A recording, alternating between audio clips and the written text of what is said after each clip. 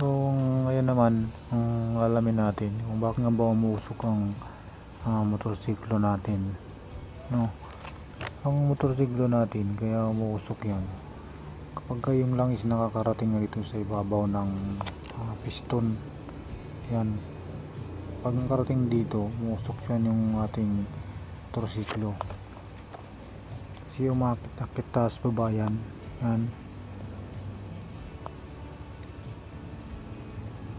Yan, umakit-akit yung ating piston. Pagka yung piston ring yan maluwag na, nakakarating dito sa ibabaw yung langis, kaya umuusok yung ating motorsiklo.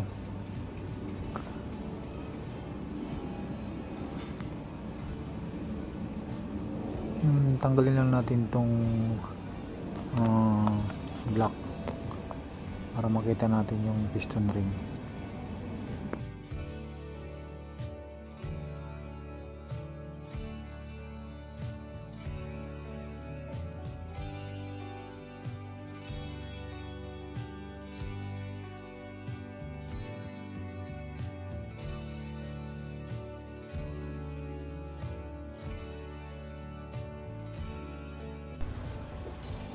So ito yung ating block.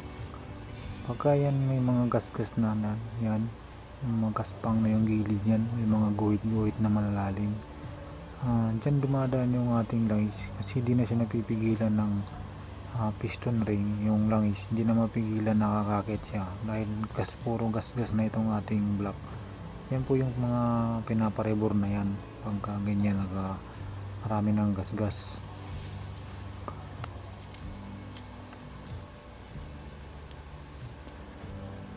Ito naman yung ating piston.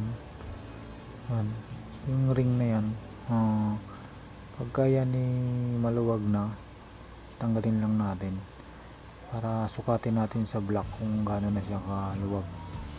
Ito yung ating ring. Yan, pag luma na yan, lumuluwag yan.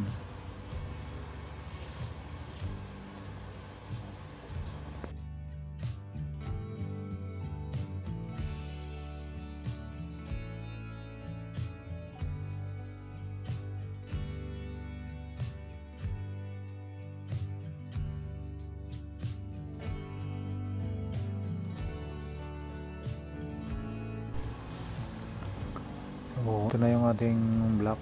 Lagay natin dito sa gilid yung piston ring para tignan natin yung clearance. Lagay lang muna natin.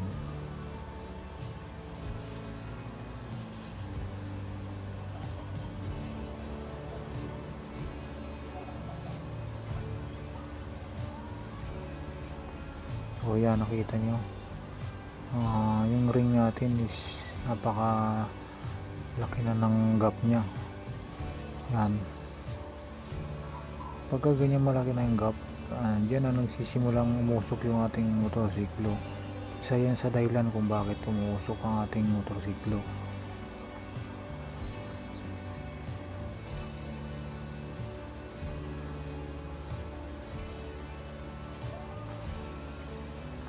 Ngayon yung gap na yan, kung susukatin natin yung filler gauge yan, napakalaki na yan. Yan yung gap na yan.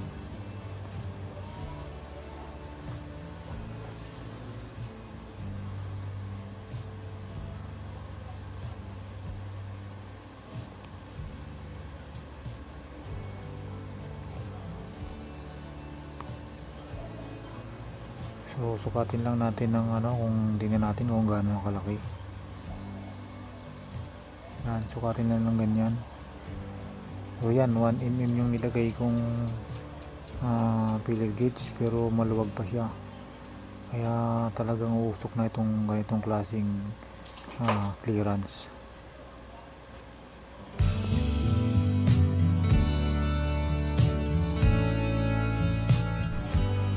So kasi kapag yung ating ring ay bago-bago pa, yan, kita mo 0.06 lang kung minsan ang nagiging clearance yan, no?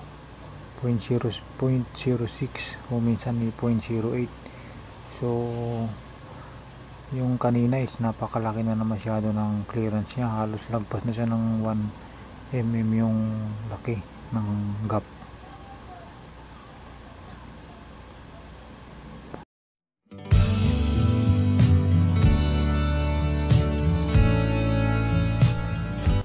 naman yung ating cylinder head.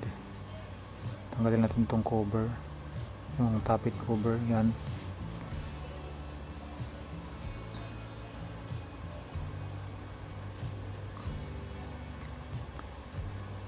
Dyan sa may valve guide na yan, dyan nakalagay yung ating valve seal. Yan, isa pa yan sa dinadaanan ng langis kapag kasira na yung ating valve seal.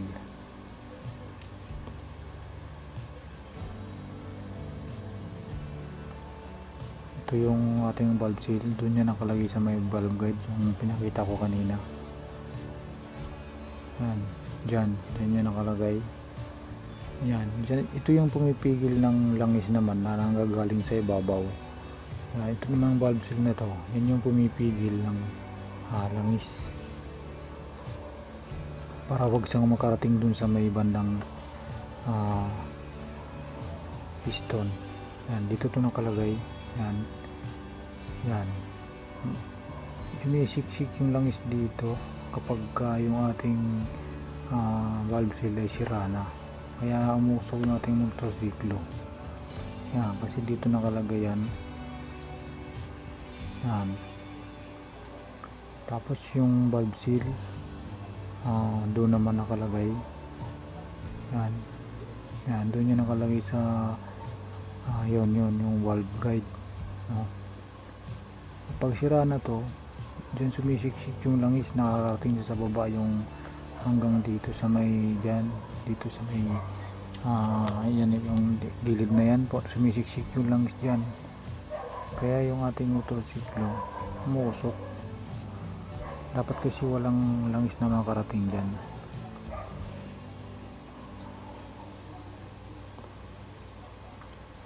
So ito yung ating block, kaya sabi ko kanina yung mga dahilan kung bakit umusok yung ating motorsiklo. Kasi dito sa ibabaw ng piston, basang-basa na ng langis yan dahil maluwag na yung ating ring. So yan ang mga pinagmumulan.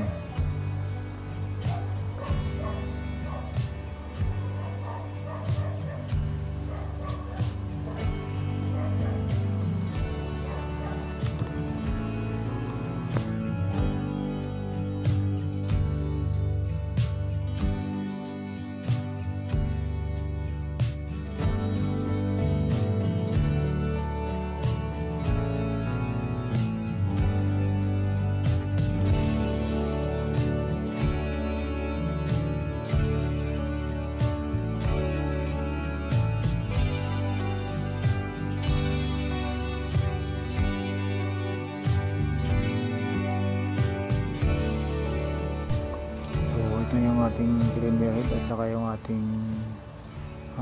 block. Yan, pagka itong ring na to is maluwag na, gaya ng sabi ko kanina, ito yung mga dahilan kaya dapat na ito nating palitan. Pagka maluwag na yung kagaya ng pagkakasukat natin kanina, hanggang na siya kaluwag, dapat na natin itong palitan. Saka itong valve seal, so palitan din natin yan para mawala yung pag-uusok niya.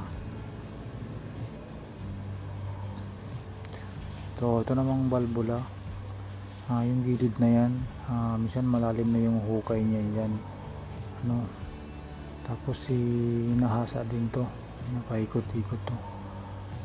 Yung pag-ahasa nito, next time share ko na lang din sa inyo. Ayun, bigyan ko lang kayo ng konting idea kung paano inaasa. Yan, nalagay yan dito sa cylinder head nya. Tapos talagyan din ng grinding compound. Tapos dito talagyan natin ng extension yan na hose. Yan, pag ganito. So next time i-demo ko yan kung paano naman maghasa ng valvula.